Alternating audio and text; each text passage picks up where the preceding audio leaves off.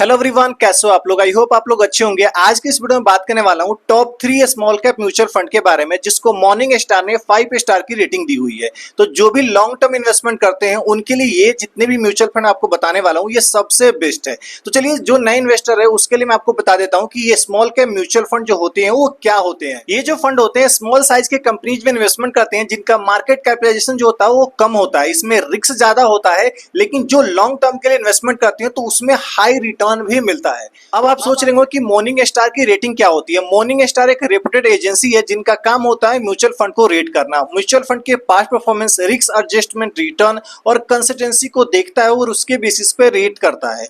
तो ये जितने भी मैं आपको फंड बताने वाला हूँ ये 5 स्टार रेटेड फंड है। तो चलिए जानते हैं कि कौन से वो top 3 small cap mutual fund है जिसको मॉर्निंग स्टार ने 5 स्टार की रेटिंग दी हुई है। तो सबसे जो पहला जो फंड है जिसका नाम है Nippon India small cap fund. इस फंड के लास्ट के 5 ईयर की रिटर्न की बात करूं तो ये जो फंड है लास्ट के 5 ईयर में 33.78% का रिटर्न दिया हुआ है। लास्ट के 3 ईयर में 25.89% का रिटर्न दिया हुआ है। और जब से आया है ये फंड तब से लेकर अब तक ये जो फंड है 25.22% का रिटर्न दिया हुआ है।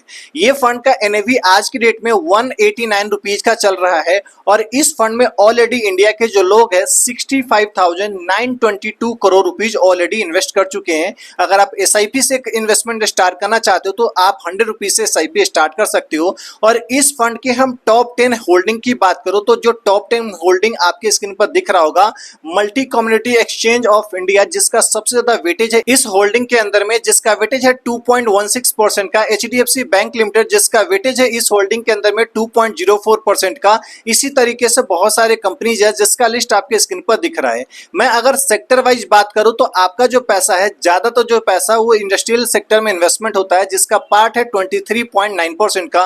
फाइनेंशियल सर्विसेज की बात करूं तो 16.2% का है। मटेरियल में 15.7% का है। और भी लिस्ट आपके स्क्रीन पर दिख रहा होगा। अब बात करूं इस फंड के एक्सपेंस रेशियो और चार्जेस की। इस फंड का जो एक्सपेंस रेशियो है 0.64% का है। और एग्जिट लोड की बात करूं तो अगर आप इस फंड में इन्वेस्टमेंट करते हो और 1 साल से पहले पैसे को विड्रॉ कर लोगे तो 1% का एग्जिट लोड पे करना पड़ेगा। तो चलिए जानते हैं कि दूसरा कौन सा सबसे बेस्ट स्मॉल कैप फंड है उसके बारे में। दूसरा जो फंड है जिसका नाम है बंधन स्मॉल कैप फंड। इस फंड के लास्ट के 3 ईयर की रिटर्न की बात करूं तो ये जो फंड है 32.20% का रिटर्न दिया हुआ है। लास्ट के 5 ईयर में ये जो फंड है 32.84% का रिटर्न दिया हुआ है। और जब से ये फंड आया है तब से लेकर अब तक ये जो फंड है वो 34.27% का रिटर्न दिया हुआ है। और इस फंड का एनएवी करंट टाइम में 50 रुपीज का चल रहा है। और अगर आप इन्वेस्टमेंट स्टार्ट करना चाहते हो एसआईपी के थ्रू तो आप 100 रुपीज से एसआईपी स्टार्ट कर सकते हो। और इस फंड के टॉप 10 होल्डिंग की बात करूं तो इस फंड के जो टॉप होल्डिंग में सबसे ज्यादा जो वेटेज रखने वाला जो कंपनी है जिसका नाम है शोभा लिमिटेड जिसका वेटेज है 3.37% का।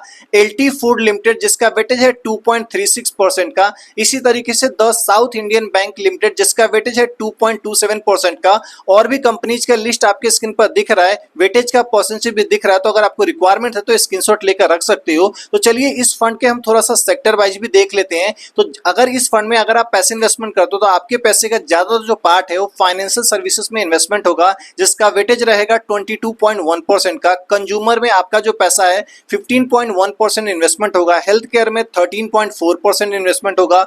मटेरियल में 11.5% होगा। इंडस्ट्रियल में 11.1% होगा। तो यही जो 5 सेक्टर है जिसमें आपके पैसे का ज्यादा तो जो पार्ट है वो इन्वेस्टमेंट होगा। तो चलिए हम चार्जेज और एक्सपेंस रेशियो को देख लेते हैं। हम चार्जेस की बात करें, इस फंड का जो एक्सपेंस रेशियो है 0.14% का है। और एग्जिट लोड की बात करूं तो अगर इस फंड में इन्वेस्टमेंट करते हो 1 साल से पहले पैसे को रिडीम कर लोगे तो 1% का एग्जिट लोड भी पे करना पड़ेगा। तो चलिए जानते हैं कि तीसरा कौन सा best small cap mutual fund है उसके बारे में। तीसरा जो म्यूचुअल फंड है जिसका नाम है क्वांट स्मॉल कैप फंड, जिसने लास्ट के 3 ईयर में 27.39% का रिटर्न दिया हुआ है। लास्ट के 5 ईयर की बात करूं तो ये जो फंड है 36.56% का रिटर्न दिया हुआ है। और जब से ये फंड आया है तब से लेकर अब तक 18.01% का रिटर्न दिया हुआ है। और इस फंड का एनएवी करंट टाइम में 276 रुपीज का चल रहा है। और इस फंड में अगर आप इन्वेस्टमेंट करना चाहते हो तो 1000 रुपीज से एसआईपी स्टार्ट कर सकते हो। और इंडिया के जो लोग हैं ऑलरेडी इस फंड में 29,462 करोड़ रुपीज जो है इन्वेस्टमेंट कर चुके हैं। इस फंड के टॉप 10 होल्डिंग की बात करूं तो आपका जो पैसा है रिलायंस इंडस्ट्रियल लिमिटेड में सबसे ज्यादा इन्वेस्टमेंट होगा 9.23% का, जियो फाइनेंशियल सर्विसेज में इन्वेस्टमेंट होगा 6.76% का,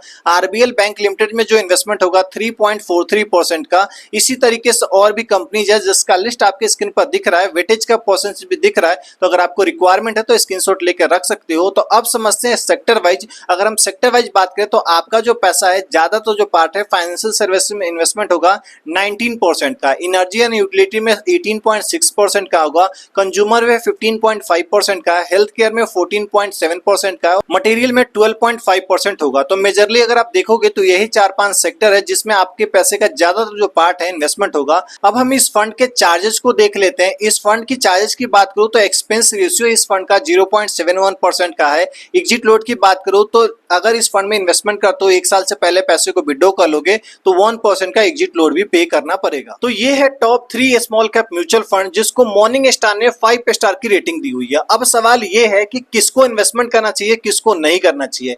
इन्वेस्टमेंट किसको करना चाहिए उसकी बात करूं तो अगर आपका मिनिमम गोल 5 to 7 ईयर का है तो ही आप इस फंड में इन्वेस्टमेंट करना, अदरवाइज मत करना। और एक और चीज, अगर आप रिस्क लेने के लिए कैपेबल हो तभी आप इन्वेस्टमेंट करना।